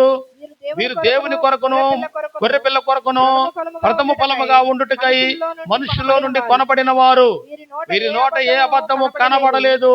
వీరు అనింద్యులు. హల్లెలూయా. ఇక్కడ మనం చూస్తే 1,44,000 మంది కనబడుతున్నారు. వీళ్ళు ఎవరంటే ఈ లోకంలో నుంచి ప్రత్యేకించబడి ప్రతిష్ఠించబడినటువంటి జనం. వీరు ఎట్టి పరిస్థితుల్లో వివాహము చేసుకోకుండా, ఒక మాటలో చెప్పాలంటే స్త్రీ సాంగత్యమును అపవిత్రులు కానివారంటే భార్యాభర్తల సంబంధాన్ని అపవిత్రంగా ఎంచింది బైబిల్ అనే అపార్థం చేసుకోకుండా, అసలు పాపం అనేది చేయకుండా పవిత్రంగా ఉన్నవారని దాని భావన. హల్లెలూయా. అట్లా ఉన్నవాళ్ళు, ప్రతిష్ఠించుకున్న వాళ్ళు, ప్రత్యేకంగా జీవించిన వాళ్ళు ఎవరైతే ఉన్నారో వాళ్ళని గురించి మాట్లాడుతూ వాళ్ళు మాత్రమే ఈ కీర్తన నేర్చుకుంటారు అనే మాట మాట్లాడుతున్నాడు ఇక్కడ. ముందు వాళ్లే సమాధులు బద్దలవుతాయి. వాళ్ళ సమాధులు బద్దలైన తర్వాత వాళ్ళు పునరుద్ధానమే వెళుతుంటే వారి తర్వాత వారి వెంట మనము కూడా వెళ్తాం. హల్లెలూయా. ఆ మీదట సజీవులమయ్యుండు నిలుచు మనము కూడా వారితో కూడా ఏకముగా పరలోకానికి ఎక్కి వెళ్ళిపోతాం, ప్రథమ ఫలముగా ఉండుటకై. హల్లెలూయా. మనమే ప్రథమ ఫలము. హల్లెలూయా. అంటే క్రీస్తు యొక్క 2వ రాకడల మెరుపు వంటి 2వ రాకడల సమాధులు బద్దలపై తిరిగి లేచి పరలోకానికి వెళ్ళి దేవుని రాజ్యములో 7 ఏళ్ల పెళ్లి విందులో ఉండి పాల్గొనే బ్యాచ్ ఎవరైతే ఉన్నారో వాళ్ళే పరిశుద్ధులు, వాళ్ళే క్రీస్తుని మొదట్లేసేవాళ్ళు. ఆ మొదట్లేసేవాళ్ళు మాత్రమే ఆ కీర్తన పాడతారు. అది గొర్రెపిల్ల కీర్తన, మోషే కీర్తన. హల్లెలూయా. గొర్రెపిల్ల కీర్తన, మోషే కీర్తన. మోషే అన్ని పాటలు రాయాలి, ఒక పాటే రాశాడు. ఆ పాట ఇశ్రాయేలుకి నేర్పాడు. ఆ నేర్పిన పాటే ఆ పరిశుద్ధులు ఎవరైతే ఉన్నారో మొట్టమొదటిగా లేపబడేవాళ్ళు, వాళ్ళు మాత్రమే ఆ పాట పాడతారు. గొర్రెపిల్ల కీర్తన కూడా వాళ్ళే పాడతారు. నువ్వు కాదు, నేను కాదు పాడేది, అది దేవుని స్తోత్రం. మనం పాడదాం అనుకుంటున్నావేమో నువ్వు. కాదు కాదు కాదు కాదు. ఈ 1,44,000 మంది మాత్రమే కాదు కానీ వాళ్ళొక సూచనగా, ఎగ్జాంపుల్గా ఉన్నారు. వాళ్ళ ద్వారా ఇప్పుడు అనేక మంది అలాగున ప్రేరేపించబడిన వారై కొన్ని వేల మంది, లక్షల మంది తమ జీవితాన్ని ప్రభువు కొరకు అంకితం చేసుకొని, వివాహాన్ని వద్దనుకొని, ప్రతిష్ఠించుకొని, అన్నీ అక్కర్లేదు అనుకుని ఆస్తుల కోరికలన్నీ చంపేసుకొని, ప్రభువు కొరకు ప్రతిష్ఠించబడి రాకడ కొరకు వధూ సంఘంగా కట్టబడి పరిశుద్ధులుగా బతుకుతూ ప్రథమ ఫలముగా ఉండుటకు ప్రయాసపడుతున్నారు. లోకంలో ఆశలన్నీ వదిలేసుకున్నారు, రంగురంగు వస్త్రాలన్నీ వదిలేసుకున్నారు, చీకటి జీవితం, అపవిత్రమైన జీవితం, పాప జీవితాన్ని వదిలేసుకున్నారు. లోకంలో ఏదైతే మనిషిని పీడిస్తాయో అవన్నీ వదిలేసుకున్నారు, ఆకర్షణలన్నీ చంపేసుకొని బతికారు. వాళ్ళకి కాక మనకెత్తాడు అది ఫస్ట్ ప్రైజ్. హల్లెలూయా. నువ్వు సెకండ్ అన్న వచ్చావు, సంతోషించు, దేవుని స్తోత్రం. హల్లెలూయా. సమర్పణ ఎంత ఉంటే అంత బహుమానం ఉంటుంది, అంతేనో అది అర్థం చేసుకోవాలి. ఓకే, ఇక్కడ మనం గమనిస్తే పిల్లరా, వారు ఒక కొత్త కీర్తన పాడుతున్నారని చదువుకున్నాం. ప్రకటన గ్రంథంలో మనం ఎక్కడ ఉన్నాం చదవండి. 5వ అధ్యాయంలో ఉన్నాం. రండి 5వ అధ్యాయానికి వచ్చేయండి. కొత్త పాట పాడేవాళ్ళు ఎవరు అర్థమైందా? ఎవరాళ్ళు? ప్రతిష్ఠించబడిన వాళ్ళు. 11 మరియు నేను చూడగా సింహాసనమును, జీవులను, పెద్దలను ఆవరించి ఉన్న అనేక దూతల స్వరము వినబడెను. వారి లెక్క కోట్ల కొలదిగా ఉండెను. వారు వధింపబడిన గొర్రెపిల్ల. ఇప్పుడు చూడండి, కోట్ల మంది దేవదూతలు ఏం చెప్తున్నారో అక్కడ రాయబడి ఉంది. కోట్ల మంది దేవదూతలు ఎవరిని స్తుతిస్తున్నారో అక్కడ రాయబడింది. ఇది మాట్లాడేది పరిశుద్ధ పెద్దలు కాదు, ఇది యోహాను గారు చూసి చెప్తున్నాడు. ఇది యోహాను గారు చూసి రాస్తున్నది, యోహాను గారు విని రాస్తున్నది. హల్లెలూయా. ఏమని విన్నాడు, ఏమని చూశాడు అక్కడ చదువుదాం. వారు వధింపబడిన గొర్రెపిల్ల శక్తియు, ఐశ్వర్యము, జ్ఞానము, బలమును, ఘనతయు, మహిమయు, స్తోత్రము పొందనర్హుడని గొప్ప స్వరముతో చెప్పుచుండిరి. హల్లెలూయా. ఇప్పుడు బాగా ఆలోచించండి, నా వైపు చూడండి. పరలోకములో ఉన్నటువంటి ఆ కోట్ల మంది దేవదూతలు యేసు ప్రభువారిని ఎలా స్తుతిస్తున్నారు, ఆ స్తుతించే దాన్ని ఈ యొక్క యోహాను గారు స్పష్టంగా చూచి విని రాశాడు. ఇది పెద్దలు చెప్పింది కాదు, ఇది యోహాను గారు స్వయంగా కళ్ళతో చూసింది. ఓకే, తర్వాత అంతటా పరలోకమందును భూలోకమందును భూమి క్రిందను, పరలోకమందు భూలోకమందు భూమి కిందను సముద్రములోనూ ఉన్న ప్రతి సృష్టము అనగా వాటిలో ఉన్న సర్వమును సింహాసనాసుడై ఉన్న వానికి గొర్రెపిల్లకును స్తోత్రమును, ఘనత, మహిమ, ప్రభావములు యుగ యుగములు కలుగును గాకని చెప్పుట వింటిని. హల్లెలూయా. నా వైపు చూడండి అందరూ. దేవదూతలందరూ కూడా తండ్రిని కుమారుణ్ణి ఒక్కసారిగా కలిపి స్తుతిస్తున్నట్టు ఇక్కడ రాశాడు. హల్లెలూయా. ఎవరినండి? తండ్రిని కుమారుణ్ణి ఒకే రీతిగా స్తుతిస్తున్నట్టుగా ఇక్కడ రాశాడు. తండ్రికి మహిమ, కుమారుడికి మహిమ కలుగును గాక ఒకటే విధముగా. ఆమేన్ చెప్పండి. ఒకటే విధముగా దేవునికి మహిమ చెల్లించాడు. ఎట్లా అంటే గొర్రె పిల్లకును తండ్రి సింహాసనాసుని ఉన్నవానికి ఘనత, మహిమ, ప్రభావాలు యుగ యుగాలు కలుగునుగా. కానీ దేవదూతలందరూ చెప్తే అక్కడ ఉన్న 4 జీవులు ఏమన్నారు తెలుసా? అవును, ఆమేన్ అనంటే ఆ పెద్దలు వెంటనే మళ్ళా సాగిల పడ్డారంట. దేవుని స్తోత్రం. దూతలేమో సమస్త మహిమ, ఘనత, ప్రభావాలు యుగ యుగాలు తండ్రికే కుమారుడికే చెందునుగాక అంటే ఆ 4 జీవులు, సింహాసనం కింద ఉన్న 4 జీవులు ఆమేన్ అని చెప్పగా ఆ పక్కన ఉన్న 24 పెద్దలందరూ అర్ధచంద్రాకారంలో కుర్చీలో కూర్చున్న 24 పెద్దలు లేచి సాష్టాంగ పడ్డారు మరలా దేవునికి. లోబట్టం అంటే అది ఎన్నిసార్లైనా సాగిల పట్టమే, అదే పనే కదా. దేవుని స్తోత్రం. పెద్దల గురించిన విషయాన్ని మీకు ధ్యానంలోకి తీసుకొచ్చాను. 24 పెద్దలు అందరు చెప్పండి అన్నమాట. ఎంతమంది? Okay, let's go and read the book of Revelation. The book of Revelation, chapter 7 verse 13. పెద్దలలో ఒకడు తెల్లని వస్త్రములు ధరించుకుని ఉన్న వీరెవరు, ఎక్కడ నుండి వచ్చిరని నన్ను అడిగాను. పెద్దల్లో 24 పెద్దలు ఉన్నారు పైన. ఎంతమంది పెద్దలు అమ్మా? నా వైపు చూడండి అందరూ. అమ్మా 24 పెద్దలు చెప్పండి ఎంతమంది? ఆ పెద్దల్లో ఒకడు లేచి వీళ్ళెవరో నీకు తెలుసా అని అడిగాడు. ఎవరిని? యోహాను గారిని. యోహాను గారు ఏం చూస్తున్నాడంటే పైన ఆ తెల్లని వస్త్రాలు వేసుకున్న వాళ్ళందరూ వీళ్ళెవరో నాకు తెలియదు అన్నాడు. ఎవరు అడిగింది? పెద్దల్లో ఒకళ్ళు లేచి అడిగాడు. ఎవరిని అడిగాడు? యోహాను గారిని అడిగాడు. యోహాను గారు ఏం చెప్పాడు? నాకు తెలియదయ్యా అన్నాడు. ఇదే సందర్భం యేసుకేలు 37లో ఉంది. నరపుత్రుడా, ఈ ఎముకలన్నీ బతకగలవా అంటే, నాకేం తెలుసు ప్రభువా, నీకే తెలియను అన్నాడు యేసుకేలు. అవునా? పరలోక సంబంధమైన విషయాలు మనకి ఎలా బయలుపరచబడతాయి అన్నట్టుగా ఉంది. హల్లెలూయా. కానీ ప్రియులారా, వాళ్ళు ఎవరో ఎక్కడి నుంచి వచ్చారో నాకు తెలియదని యోహాను గారు పెద్దలతో ఒకరితో చెప్తే, ఆ పెద్దల్లో ఒకడు ఏమంటున్నాడు చదవండి. అందుకు నేను, 14. అయ్యా అయ్యా, నీకే తెలియననగా తర్వాత అతడు ఈలాగు నాతో చెప్పెను, పెద్దల్లో ఒకడు చెప్తున్నాడు. ఏమని చెప్తున్నాడు? మీరు మహాశ్రమల నుండి వచ్చిన వారు. అమ్మో, చెప్పండి, ఎక్కడి నుంచి వారంట? ఎక్కడి నుంచి వచ్చిన వాళ్ళు? ఎక్కడి నుంచి వచ్చిన వాళ్ళు వీళ్ళు? గొర్రెపిల్ల రక్తములో తన వస్త్రములను ఉదుక్కొని వాటిని తెలుపు చేసుకొనిరి. తెలుపు చెయ్యబడ్డారా, చేసుకున్నారా? చెయ్యబడ్డారు అన్నదానికి చేసుకున్నారు అన్నదానికి తేడా ఉందిగా. హల్లెలూయా. చెయ్యబడ్డారు, ఇప్పుడు మనం చేయబడుతున్నాం.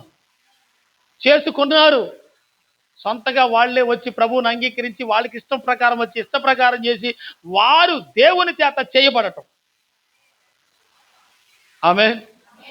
అర్థం కాలేదా? Can understand? చేయబడటం వేరు, చేసుకోవడం వేరు అని చెప్పారు. చేసుకోవడం అనే విషయంలో ఎవరో చేస్తే కాదులే కానీ తామే సొంతగా ప్రభువుని రక్షకుడిగా అంగీకరించి వారే ప్రభు దగ్గరకు వచ్చి వారే ఒప్పుకొని వారే విడిచిపెట్టి వారే దేవుని రక్తంలో కడిగేసుకొని ఒప్పుకొని పూర్తిగా ఎంత శ్రమైనా భరించి ప్రభు కొరకు నిలబడిన వాళ్ళు. ఇప్పుడు నీకే ఆప్షన్ ఉంది. నువ్వు ప్రభు దగ్గరకు వస్తే ప్రమార్మస్ పొందే పశ్చాత్తాపడి ఒప్పుకొని నీవు ఒప్పుకొని విడిచిపెడితే కడిగేదెవరు? యేసు ప్రభు. కడుక్కునేది ఎవరు? వీళ్ళు. హల్లెలూయా. దాన్ని ఎక్స్ప్లెయిన్ చేస్తాను, కంగారు పడకండి, చదువుదాం. అందువలన వారు దేవుని సింహాసనము ఎదుట నుండి రాత్రింపగళ్ళు ఆయన ఆలయములో ఆయనను సేవించుచున్నారు. దేవుని స్తోత్రం. నా వైపు చూడండి, నా వైపు చూడండి. ఈ ఎక్స్ప్లెనేషన్ ఇచ్చేటప్పుడు చాలా జాగ్రత్తగా వినాలి మీరు. ఇప్పుడు చెప్పే పాయింట్ చాలా జాగ్రత్తగా వినాలి. అదేంటంటే, వీళ్ళు ఎక్కడి నుంచి వచ్చారు అనే మాట ఎవరు అడిగారు? మొదట పెద్ద అడిగారు. యోహాను గారిని అడిగితే నాకు తెలియదు అన్నాడు. పెద్దలు ఏం చెప్పారు? వీళ్ళు మహాశ్రమల నుంచి వచ్చినవారు. అంటే ఈ పెద్దలకి ఏం బయలుపరచబడ్డాయి? వాళ్ళు ఎక్కడి నుంచి వచ్చారో కూడా వీళ్ళకి తెలుసు. 24 పెద్దలకి కేవలం కూర్చోవటమే కాదు, అవును అంటమే కాదు, ఆమెన్ అంటమే కాదు, కానీ వాళ్ళకి కొన్ని విషయాలు పరలోకంలో జరిగాయి తెలుసు, జరగబోయేవి కూడా కొన్ని తెలుసు. ఎవరు వీళ్ళు? పెద్దలు. వీళ్ళు మహాశ్రమల నుంచి వచ్చిన వాళ్ళు. ఈ మహాశ్రమల నుంచి వచ్చిన వాళ్ళు గొర్రెపిల్ల రక్తములో తమ వస్త్రములు తామే ఉదుకుకున్నారు అనే మాట వాడాడు. ఆ తర్వాత వీళ్ళు ఎక్కడున్నారంట? దేవుని సింహాసనం ఉన్నటువంటి దేవాలయములో వాళ్ళు ఉండి వారు ఆయనను సేవించుతున్నారంట రాత్రింబగళ్ళు. చెప్పండి, ఏం చేస్తున్నారంట? నా వైపు చూడండి. సపోజ్ నా వైపు చూడండి అందరూ. మన కోసం దేవుడు కడుతున్న రాజ్యం పరలోకం. ఇది కాసేపు ఇది అనుకోండి, చాలా పెద్దది, కోట్ల మంది పట్టే మంచి గొప్ప గొప్ప కట్టడాలు, బంగారం వజ్ర వైడూర్యాలతో 12 రాళ్లతో పునాది వేసిన కట్టడాలు కడుతున్నాడు. ఇది హెవెన్. దీనికి పైన ఆ స్థానంలో సియోన్ ఉంటుంది. చెప్పండి, ఏముంటుంది? సియోన్. ఇది పరలోకం. This is Zion, the Zion, Zion. ఈ సియోన్లో దేవుని సింహాసనం ఉంది. ఆ సింహాసనం మీద ఆయన ఆసీనుడై ఉన్నాడు దేవుడు. అక్కడ దేవాలయం ఉంది. ఆ దేవాలయంలోనే ఆయన ఉన్నాడు. ఆయన ఉన్నదే దేవాలయం. హల్లెలూయా. ఆయన కూర్చున్నదే మహాదేవాలయం. అది సియోన్ అంటారు. అయితే ఆ దేవాలయములో ఈ మహాశ్రమల నుంచి వచ్చిన వాళ్ళు ఉన్నారంట. ఆ దేవాలయములో ఈ మహాశ్రమల నుంచి వచ్చిన వాళ్ళు అక్కడ ఉన్నారు. నేను మిమ్మల్ని అడిగే ప్రశ్న ఏంటంటే, నీవు అక్కడ ఉంటావా, ఇక్కడ ఉంటావా అనే ప్రశ్న మొదట మిమ్మల్ని వేస్తున్నాను. మీరు ఎక్కడ ఉండాలనుకుంటున్నారు? ఎక్కడ ఉండాలనుకుంటున్నారు? ఏడు మాట్లాడరేటి? ఇక్కడ, అక్కడ, ఇక్కడ ఉండాలంటే మహాశ్రమల నుంచి రావాలి. నేను నీ కుటుంబానికి కానీ, నీకు కానీ, నీ ఇంటిలో ఉన్న బిడ్డలకు కానీ కలిగిన శ్రమలు వేరు, మహాశ్రమలు వేరు. హల్లెలూయా. శ్రమ వేరు, శ్రమలు అందరికీ వస్తాయి సార్, కానీ మహాశ్రమలు వేరు. ఆమేన్. మహాశ్రమలు ఎవరికి వస్తాయి? ఆ దేవాలయంలో ఉండి నిత్యము ఆరాధించి సేవించే వాళ్ళు ఎవరైతే ఆయన చిత్తములో ఉన్నారో వాళ్ళకు వస్తాయి. వాళ్ళు ఎవరో ఈ భూమి మీద ఉన్నారు. ఆ భూమి మీద ఉన్న ఆ జనము మహాశ్రమల కోసం సిద్ధపడుతున్నారు. హల్లెలూయా. నీకు చిన్న శ్రమ కలిగితే నువ్వు సనుగుతావు, కొనుగుతావేమో, ఒకవేళ పోనీ ఆ వ్యక్తివి కాదేమో, శ్రమ సంభవించినప్పుడు నువ్వు ప్రార్థన చేసుకుంటున్నావేమో, మంచిదే. హల్లెలూయా. శ్రమలో నిలబడుతున్నావేమో, మంచిదే. అయితే నువ్వు హెవెన్ దాకే ఉంటావు. హల్లెలూయా. అంతకు మించినటువంటి అనుభవాలు ఉన్నాయి పరలోకములో. ఆ అనుభవాలు ఏంటంటే మహాశ్రమల నుండి వచ్చిన వాళ్ళు ఏం చేస్తున్నారు? ఏ శ్రమలంటే వాళ్ళ ప్రాణం పోయినా కానీ, దేవుని కొరకు ప్రాణం పోయినా కానీ లెక్క చేయక ప్రభు కోసం ఎన్ని శ్రమలైనా హింసలైనా తట్టుకొని నిలబడినటువంటి వాళ్ళు. ఇప్పుడు నిన్ను మనల్ని ఐక్యం చేస్తాడా ఒక చోట? మాట్లాడండి. ఫస్ట్ ప్లేస్ వచ్చినోడిని, థర్డ్ ప్లేస్ వచ్చినోడిని ఒక చోట పెట్టి బహుమానం ఇవ్వచ్చేమో కానీ ఇద్దరు ఒకటవుతారా? మాట్లాడరే, అవ్వరు కదా. నువ్వు చేస్తావు, పోనీ ఇద్దరిని సమానం. ఫస్టే, సెకండే, థర్డే. కన్సలేషన్. థర్డ్ ఎప్పుడు ఫస్ట్ కాలేడు. దేవుని స్తోత్రం. నువ్వు ఏ రేంజ్లో శ్రమ పడ్డావా దానికి తగినట్టుగానే ఉంటావు ఇక్కడ. ఆమేన్. ఇది కూడా మామూలు పట్టణము కాదు, ఇది మహిమ గల పట్టణమే. ఇందులో అద్భుతమైన కట్టడాలు ఉన్నాయి, దగ మెరిసే రోడ్లు ఉన్నాయి, నీ కాళ్ళ కింద బంగారపు రోడ్లు ఉంటాయి. దేవుని స్తోత్రం. 12 పునాలతో కట్టబడిన పట్టణం, అసలు మహాపట్టణం అది. గొర్రె పిల్ల దానికి దీపం, కరెంట్ అక్కర్లేదు. దేవుని స్తోత్రం. అసలు పరిశుద్ధులు తెల్లని వస్త్రాలు ధరించుకొని ఉంటారు. అక్కడ జీవవృక్ష ఫలాలు ఉంటాయి. అక్కడ అద్భుతమైన లోకం అది. అక్కడ సింహం కూడా ఉంటుంది, ఎలుగుబంటి ఉంటుంది, అన్ని పక్కనే తిరుగుతుంటే ఏది దేనికి హాని చేసుకోదు. అసలు హాని కలిగిన ప్రపంచమే కాదు అది. అది మహామహిమ కలిగిన పట్టణం అది. హల్లెలూయా. దేవుడు ఒకప్పుడు ఏది ఊహించాడో అది క్రియేషన్ చేశాడు మళ్ళీ. హల్లెలూయా. దీన్ని నాశనం చేశాడు సైతాను గాడు, మళ్ళా దీన్ని కట్టాడు ప్రాణం పెట్టి దేవుడు. హల్లెలూయా. ఎన్నటికీ నాశనము కానీ ఒక పట్టణాన్ని కడుతున్నాడు దేవుడు. అయితే ఇక్కడ ఉండే వాళ్ళకి కొన్ని శ్రమలు తట్టుకొని నిలబడితే ఈ ప్లేస్లో ఉంటావు, మహాశ్రమలు తట్టుకుంటే అక్కడ ఉంటావు. స్థాయిలు ఉన్నాయి. ఈ మహాశ్రమల గుండా వచ్చిన వాళ్ళు దేవాలయంలో ఉండి ఆ మహాదేవుణ్ణి కన్నులాన చూస్తూ రాత్రి మగళ్ళు సేవించడమే, ఆరాధించడమే పని, ఇంకో పని లేదు ఇక అక్కడ. 1 గంట ప్రార్థన చేయమంటే మనం అటు ఇటు తిరుగుతాం, అక్కడ అటు తిరిగే ఛాన్సే లేదు. ఇక ఆ 24 పెద్దలు అయితే ఇక 24 గంటలు ఆయన ముందు ఉండటమే. హల్లెలూయా. అసలు దేవాలయంలోకి వెళ్ళిపోయిన ఈ మహాశ్రమల నుండి వచ్చిన వాళ్ళు ఇక ఆయన చూస్తూ స్తుతించడం, ఆరాధించడం, మహిమపరచడం, ఇదే పని. ఇంకేం వేరే పనే లేదు వాళ్ళకి. ఇంకా ఎంత భాగ్యం ఇది. అసలు ఆ లోకం వేరు, దాని ఫీల్ వేరు, ఈ లోకం వేరు, దీని ఫీలింగ్ వేరు. హల్లెలూయా. అక్కడికి వెళ్తే ఆ మహిమ కలిగిన రాజ్యంలో ఆరాధన తప్ప ఇంకొక వ్యవహారమే లేదే. ఈ లోకంలో రకరకాల వ్యవహారాలు ఉన్నాయి. దీని చేత మనిషి బంధించబడి సరిగా ఆరాధించలేడు దేవుణ్ణి. అందుకే బంధకంలో పడియుండి నిరీక్షణ గలవారులారా ఒక్కసారి నా వైపు చూడండి రా, మీకు దండం పెడతాను అన్నాడు దేవుడు. హల్లెలూయా. ఆయన వైపు చూద్దాం. దేవుని స్తోత్రం. ఓకే, బంధకాలు, కష్టాలు, బాధలు వీటిలోనే ఎప్పుడు ఈ ఆలోచనలో నా వైపు చూడండి రా, ప్రశాంతత వస్తుంది అంటాడు ఆయన. కట్టబడిన గాడిద నేను విప్పడానికి సిద్ధంగా ఉన్నాను రా అన్నాడు దేవుడు. దేవుని స్తోత్రం కలుగునుగా. ఆయన రెడీగా ఉంటాడు నీ బంధకాల నుంచి విడుదల చేయటానికి. ఆమేన్. చివరి మాట ధ్యానం చేద్దాం, ముగింపులోకి వచ్చేసాం, అయిపోయింది. ఇక్కడ మనం ధ్యానం చేస్తున్న 16వ వాక్యం, 7:16. వారికి ఇక మీదట ఆకలి అయినను దాహమైనను ఉండదు, సూర్యుని ఎండైనను ఏ వడగాలి అయినను వారికి తగలదు. ఏలయనగా సింహాసనము మధ్యమందుండు గొర్రెపిల్ల వారికి కాపరి అయి జీవజలముల బుగ్గయ్యకు వారిని నడిపించు. హల్లెలూయా. ఎవరంట కాపరి? ఆ మహాశ్రమల నుంచి వచ్చిన వాళ్ళకి. మరి ఏటండి ఇది? అమ్మా అమ్మా ఓయ్ వినండి. ఏందమ్మా అక్కడ ఏం జరిగింది? అమ్మాయి గొర్రె పిల్ల వాళ్ళకి కాపరి అయి జీవజలముల బుగ్గల యొద్దకు ఎవరిని? మహాశ్రమల నుంచి వచ్చినవాడు. జీవజల బుగ్గలు ఏడుందాడా? సింహాసనం కింద నుంచి నది పారుతోంది. హల్లెలూయా. సింహాసనం కింద ఏమున్నాయి? 4 జీవుల కింద నుంచి ఏం పారుతున్నాయి అనుకున్నారు? నది. ఆ నది పారతా ఉందంట. దేవుని స్తోత్రం. బాబు అసలు ఆ దర్శనం కానీ రెవల్యూషన్ చాప్టర్ కానీ అర్థం చేసుకోవటానికి చాలా చాలా చాలా కన్ఫ్యూజ్గా ఉంటుంది. మామూలు విషయం కాదు.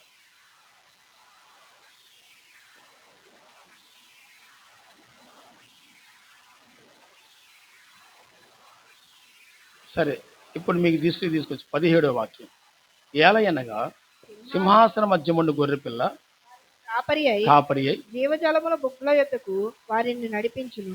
దేవుడే వారి కన్నుల నుండి ప్రతి బాష్ప బిందువును తుడిచివేయు. ఎవరి మహాశ్రమల నుంచి వచ్చిన వాళ్ళకి ఇక కన్నీరు గాని, దుఃఖము గాని, ఏడుపు గాని, రోదన గాని ఇంకా ఉండనే ఉండదు. అలాగని పరలోకంలో ఉన్న వాళ్ళకు ఉంటాయి అంటే అలా అవి వాళ్ళకి ఉండవు. ఇంకా అక్కడ కూడా అయ్యి ఉంటే ఇంకా ఎందుకంటే బాబు ఈ పోరాటం ఎందుకు, తిప్పలంత ఎందుకు? అక్కడ ఏమి లేవు. మనం ఉండబోయే పరలోకంలో కూడా అలాంటి ఏమీ లేవు. హల్లెలూయా. ప్రకటన గ్రంథం పెద్దల గురించి నేర్చుకుందాం. ఈ మహాశ్రమ నుంచి వచ్చిన వాళ్ళు చెప్పిన మాట ఎవరు చెప్పారంటే, ఈ మాటలు రెవల్యూషన్స్ పెద్దలు చెప్పారు ఈ మాట యోహాను గారికి. 11వ అధ్యాయం 16 నుంచి.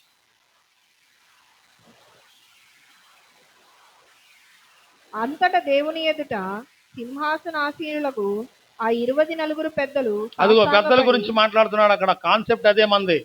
మనం ఏం డివియేట్ అవ్వాలా. బాగా వినండి. ఆ 24 పెద్దల గురించి మాట్లాడుతున్నారు. ఏం చేస్తున్నారు? చదువమ్మా. ఆ 24 పెద్దలు సాష్టాంగపడి దేవునికి నమస్కారము చేసి, వర్తమాన భూతకాలములలో ఉండు దేవుడైన ప్రభువా, సర్వాధికారి, నీవు నీ మహాబలమును స్వీకరించి ఏలుచున్నావు కనుక మేము నీకు కృతజ్ఞతాస్తుతులు చెల్లించుచున్నాము. ఏమన్నారండి ఇక్కడ? నీ మహాబలమును స్వీకరించి ఏలుచున్నావు. హల్లెలూయా చెప్పండి. వర్తమాన భూత భవిష్యత్ కాలం ఉన్న సర్వాధికారి దేవుడైన ప్రభువా, సర్వాధికారి, నీవు నీ మహాబలమును స్వీకరించి ఏలుచున్నావు కనుక మేము నీకు కృతజ్ఞతాస్తుతులు చెల్లించుచున్నాము అని అన్నాడు ఇక్కడ. ఈ పెద్దలు మాట్లాడుతున్న మాట ఇది. చెప్పండి, ఎవరు మాట్లాడింది? అసలు పెద్దలు ఎందుకు మాట్లాడారు ఆ మాట అని అంటే 15 నుంచి చదవండి. 7వ దూత బోర ఊదినప్పుడు పరలోకములో గొప్ప శబ్దములు పుట్టెను. ఆ శబ్దములు ఈ లోక రాజ్యము మన ప్రభువు రాజ్యమును, ఆయన క్రీస్తు రాజ్యమును ఆయన యుగ యుగముల వరకు ఏలునా నేను. హల్లెలూయా చెప్పండి అందరూ. 7వ దూత బోర ఊదినప్పుడు అనే మాట ఉంది. బోరల గురించిన విషయాలు మనం త్వరలో ధ్యానం చేద్దాం. నా వైపు చూడండి. 7 ముద్రలు ధ్యానం చేయాలి. చెప్పండి, ఏం ధ్యానం చేయాలి? అలాగే 7 పాత్రలు ధ్యానం చేయాలి. చెప్పండి ఏంటి? 7 తర్వాత 7 బోరలు ధ్యానం చేయాలి. చెప్పండి ఏంటి? 7 ముద్రలు, 7 పాత్రలు, 7 బోరలు. మళ్ళీ చెప్పండి. వాటి వలన కలిగే సంభవాలు మనం ధ్యానం చేయాల్సిన అవసరం ఉంది. అది ఎప్పటి నుంచి వస్తుందంటే ప్రకటన గ్రంథం 5వ అధ్యాయం స్టార్ట్ చేస్తే అక్కడి నుంచి ప్రారంభించబడుతుంది అసలైన వ్యవహారం అంతా. హల్లెలూయా. ఇక మొదలు దేశు రక్తం విజయం. ఒక్కొక్కడికి షివరింగ్ అయిపోవటం యేసు రక్తం విజయం. విన్న తర్వాత విశ్వాసం బలపడుతుంటాడు. సైతానికి అడిగి చెమటలు పడుతుంటాయి. దేవుని స్తోత్రం. హల్లెలూయా. ఇది ఏంటయ్యా అంటే 7వ దూత బోర ఊదినప్పుడు పరలోకములో గొప్ప శబ్దములు పుట్టెను. ఆ పుట్టిన శబ్దములు ఏంటయ్యా అంటే ఈ లోక రాజ్యము మన ప్రభు రాజ్యమును, ఆయన క్రీస్తు రాజ్యము ఆయన యుగ యుగముల వరకు ఏలుననెను. అంతటా దేవుని ఎదుట సింహాసనాసీనులకు ఆ 24 పెద్దలు సాష్టాంగపడి దేవునికి నమస్కారము చేసి వాళ్ళు ఏం చెప్పారంటే, ఆ పెద్దలు, వర్తమాన భూత భవిష్యత్ కాలములో ఉండు దేవుడు అయిన ప్రభువా, సర్వాధికారి, నీవు నీ మహాబలమును స్వీకరించి ఏలుచున్నావు. హల్లెలూయా. ఇదే పాయింట్ ఇక్కడ. అంతా చెప్పడానికి కుదరదు కదా మరి. నా వైద్యుడు అందరూ చెప్పండి ఈ మాట. యేసయ్య తన మహాబలమును స్వీకరించి ఏలుచున్నాడు. స్వీకరించడానికి అసలు ఎప్పుడు వదిలిపెట్టాడు? కొంచెం ఎదిగిన వాళ్ళు చెప్తారు, కొంచెం ఎదిగిన వాళ్ళు చెప్తారు. అమ్మా చెప్పండి రా, పర్లేదు చెప్పండి. అమ్మా స్వీకరించాడంటే అసలు ఎందుకు, ఎప్పుడు విడిచిపెట్టాడు? ఏదేం తోటకన్నా చెప్పండి అమ్మా, పర్లేదు. ఐడియా రావట్లేదా? మనుష్యుని స్వరూపముగా పుట్టి దాసుని రూపము ధరించి తన్ను తాను రిక్తుడిగా చేసుకుని లోకానికి వచ్చినప్పుడు మొత్తాన్ని ఏం చేశాడు? పైన వదిలిపెట్టాడు, సమస్తాన్ని విడిచిపెట్టాడు. విడిచిపెట్టి ఎట్లా వచ్చాడు? రిక్తుడిగా వచ్చాడు అని ఫిలిప్పీ పత్రికలో రాయబడింది. ఎలా వచ్చాడు ఆయన? మళ్ళీ నా చేత చదివి టైం సరిపోదు, గుర్తు తెచ్చుకోవడం మీరేగా. హల్లెలూయా. ఆయన రిక్తుడిగా వచ్చాడని రాయబడింది. సమస్త మహిమను, ఆ ఘనతను, ఆ ప్రభావాన్ని వదిలిపెట్టి మానవ దేహంలో వచ్చాడు. వచ్చి ప్రాణత్యాగం చేసి 3వ రోజు తిరిగి లేచి 40 రోజులు కనబడి మరలా పరలోకానికి వెళ్ళి సింహాసనం ఆశీనుడైన యేసేపు తండ్రి దగ్గరికి వెళ్ళి సింహాసనం కుడి పక్కన కూర్చొని తిరిగి మరలా ఆయన బలాన్ని స్వీకరించాడు. ఈ సంగతి పెద్దలు చెబుతున్నారు. చెప్పండి, ఈ సంగతి ఎవరు చెప్తున్నారు? ప్రభువా ఇదిగో నీ బలం మరలా నువ్వు స్వీకరించి ఏలుతున్నావు. వచ్చాడు, పైకి వెళ్ళాడు, మళ్ళీ బలం స్వీకరించి యాస్టీస్గా మళ్ళా ఆ దేవునిగానే స్థిరంగా ఉన్నాడు. హల్లెలూయా, హల్లెలూయా. నీ బలమును స్వీకరించి నువ్వు మరలా ఏలుబడి చేస్తున్నావయ్యా అని ఆ పెద్దలు అంటున్నారు. ఆ మాట పెద్దలు 24 పెద్దలు 24 ఎల్డర్స్. అసలు వాళ్ళ ఇన్వాల్వ్మెంట్ చూడండి అన్నిట్లో ఎలా ఉందో. ఆయా చోట్ల వాళ్ళ యొక్క ఇన్వాల్వ్మెంట్, వాళ్ళు చొరవ చేసుకుని ఏ విధంగా భవిష్యత్తు సంగతుల గురించి, ప్రభువుని గురించి ఎలా చెప్తున్నారో చూడండి. ఆమె అంటే 24 పెద్దల యొక్క ప్రాముఖ్యతను గురించి ఈరోజు మనం నేర్చుకుంటున్నాం. ఆమేనని చెప్పండి. తర్వాత ఏమన్నారు? 18 చదవండి ఇప్పుడు. జనములు ఈ మాట చెప్పేది కూడా ఎవరో కాదు, పెద్దలే చెప్తున్నారు. పెద్దల్లో ఒకడు. నీకు కోపం వచ్చెను. మళ్ళీ చదువుతాను. జనములు కోపగించినందున, జనములు కోపగిస్తే నీకు కోపం వచ్చింది. హల్లెలూయా. ఆగు తల్లి, అక్కడ ఆగిపోవాలా? హల్లెలూయా. జనములు ఎవరి మీద కోపడ్డారు? దేవుని మీద. జనములు దేవుని మీద కోపడితే దేవుడికి కోపం రాదా మరి? మాట్లాడండి. నేను మిమ్మల్ని అడిగే ప్రశ్న, ఎప్పుడైనా ఏ క్షణంలోనైనా దేవుని మీద మీరు కోపడ్డారా?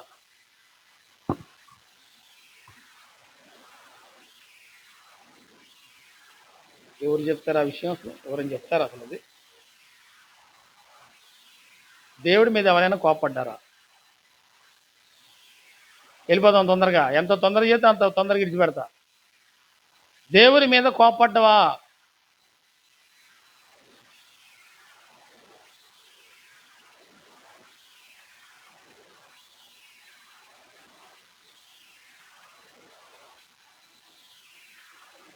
బాధపడ్డావా? దేవుడు ఏం చేయట్లేదని అంటే దేవుడు ఏం చెప్తావు. కోపడ్డావా? ఏంది ప్రభు, ఏందా నువ్వు చేసింది మాకు అసలు ఏం చేసావయ్యా? నేను అసలు సాధన కూడా చేయను, నీ మీద కోపంగా ఉంది అన్నవాళ్ళు ఎవరైనా ఉన్నారా? దేవుని మీద కోపడ్డ వాళ్ళు ఉన్నారా? 4వ సారి 5వసారి అడిగా. తప్పు లేదు బిడ్డ. అదిగో 2 చేతులు లేచినాయి. పెద్ద మీరేమి నవ్వబాకండి, అంతగా ఏం అక్కర్లేదమ్మా. మీరు కూడా ఎప్పుడో ఒక భయంకరమైన సిచ్యువేషన్లో ఏం దేవుడు అసలు ఏమి అర్థం కావట్లేదు అని దేవుడి మీద విసుక్కోనైనా ఉంటావుగా, సరిగేనైనా ఉంటావుగా, బాధ తట్టుకోలేక. ఏమో ఎంత ప్రార్థన చేస్తానో నా బిడ్డలను కాపాడలేకపోయాడు, ఏం దేవుడు అండి దేవుడు అన్న వాళ్ళు కూడా ఉన్నారు. విషయం చెప్పను, యేసు దేవుడు అనే అసలు ఆ ఐటమ్ మీద ఊరికనే కోపడతారు మనుషులు. ఖచ్చితంగా దేవుడు అంటే చాలు. ఎంత చులకనో కొంతమందికి, మీరు కాదులే కానీ కొంతమంది అయి ఉండొచ్చు. ఒకవేళ మీలో ఎవరైనా ఉంటే ఉండొచ్చు. 2-3 చేతులు ఇచ్చారు. దేవుని మీద కోపం రావటం మనుషులకి సహజంగా వస్తుంది.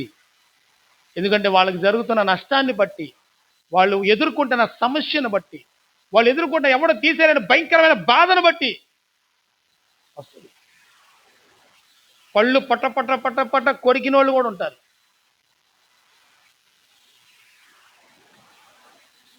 నువ్వు ఈ సంగతే కాదుంటే మన దగ్గరే 2, 3, 4, 10 మందో 20 మందో దొరికితే ప్రపంచం అంతా ప్రపంచంలో ఎవరికి కోపం రాలేదంటావా యేసు ప్రభు మీద? మనం కోపగించుకున్నందున ఆయన కోపం వచ్చిందంట.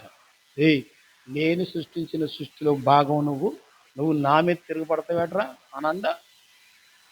మీ దగ్గర ఉన్న మీ పిల్లల మీద తిరగబడితే నువ్వు ఏడు చేస్తావు? మంచి నాన్న తిరగబడంటావా? మాట్లాడు. తిరగబడని చెబుతావు, మరేం చెబుతావు? ఎర్ర మీద ఒకటి కొట్టి సరి చూడలేకుండా ఏమిట్రా నువ్వు అని చెప్పవా? సరిచేయవా? ఆయన అంతే. మనం పిల్లలవే కోపగించుకొని మన తీసుకొచ్చే పనులు చేస్తాం, ఆయన కోపగించుకొని 2 దెబ్బలు వేస్తాడు. హల్లెలూయా. ఇది భూమి మీద జరిగేదే, పాతదేం కొత్తదేం కాదు, పాతదే. హల్లెలూయా. కానీ మనం కోపగించుకుంటే ఆయనకు కోపం వచ్చిందండి. దానివల్ల ఏమైంది మరి? చదవండి. మృతులు జనములు కోపగించుకున్నది నీకు కోపం వచ్చాను. మృతులు తీర్పు పొందుటకును ఈ దాసులకు ప్రవక్తలకును పరిశుద్ధులకును ఈ నామమునకు భయపడు వారికి తగిన ప్రతిఫలం ఇచ్చుటకును గొప్పవారేమి కొద్దివారేమి భూమిని నశింపజేయు వారిని నశింపజేయుటకును సమయము వచ్చి ఉన్నదని చెప్పి. అసలు ఈ మాట చెప్పింది ఎవరు? పెద్దలు అంటున్నారు ఈ మాట. అంటే వాళ్ళకి ఏ విషయాలు తెలుస్తున్నాయో చూడండి, ఏ విషయాలు బయలుపరిచారో చూడండి. వీళ్ళు ఆ 24 పెద్దలకు కలిగి ఉన్నటువంటి ఆ ప్రత్యక్షతలు చూడండి. ఏంటా ప్రత్యక్షతలు? నీ దాసులకు ప్రవక్తలకు పరిశుద్ధులకు నీ నామమునకు భయపడు వారికి తగిన ప్రతిఫలం ఇచ్చుటకును గొప్పవారేమి కొద్దివారేమి భూమిని నశింపజేయు వారిని నశింపజేయుటకును సమయం వచ్చి ఉన్నదని చెప్పాను. భూమిని ఈ రోజున నశింపజేసే వాళ్ళు ఎవరైతే ఉన్నారో ఆ భూమిని పాడు చేసే వాళ్ళని కూడా దేవుడు పాడు చేస్తాడు. నా మాట వాక్యంలోది, అది వాక్యంలోది. జనాన్ని పాడు చేస్తుంటారు, యుద్ధాలని జనం మొత్తాన్ని చంపుతున్నారు, సర్వనాశనం చేస్తున్నారు, మొత్తం క్లైమేట్ అంతా చెడగొడుతున్నారు. సో ఈ మాట మాట్లాడింది ఎవరయ్యా అంటే ఆ 24 పెద్దలు. వాళ్ళకి బలమైన ప్రత్యక్షతలు ఉన్నాయి అంటానికి ఈ మాటలన్నీ మీకు తెలియజేశాను. ఈ ఉపదేశము 24 పెద్దల యొక్క వారికి కలిగిన ప్రత్యక్షతలు, వారికి కలిగిన సాక్షాత్కారాలు, వారికి కలిగినటువంటి దర్శనాలు, వారు చెప్పుతున్నటువంటి విషయాలు. హల్లెలూయా. వాళ్ళకి పరలోకంలో ఎంత ప్రాముఖ్యత ఉందో చూడండి. ఆ 24 పెద్దలని కేవలం కూర్చోవటమే కాదు, వారికి కొన్ని రకాల సంగతులు బయలుపరచబడితే అవి యోహాను గారికి చెప్తున్నారు, లోకానికి తెలియజేస్తున్నారు. ఎవరిల్లు? 24 పెద్దలు. ప్రభు ఈ మాటలు దీవించింది. ప్రార్థన.